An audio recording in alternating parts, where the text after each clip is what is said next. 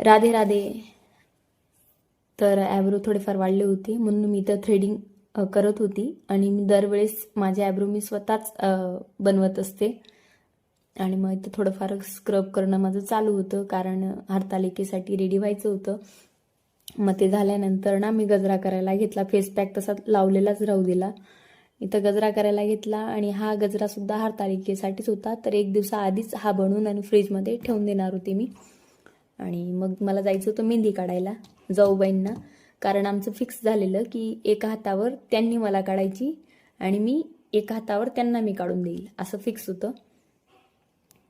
कारण आपण एका हातावर तर इझिली काढू शकतो पण मग दुसऱ्या हातावर होत नाही. तर मेहंदी माझी काही एवढी खास नाही पण जशी बशी आली तशी मी काढून देत होती. तर सायंकाळी मी जाणार होते त्यांच्याकडे मेहंदी काढायला. दुपारी मी त्यांची मेहंदी काढायला गेलेली. तर फायनली त्यांची मेहंदी होत आली होती. मग मला सुद्धा जायचं होतं घरी कारण की मी गजरा अपूर्ण ठेवून आली होती. मग घरी येऊन परत गजरा पूर्ण केला. अशा पद्धतीने दिवस गेला. राधे राधे.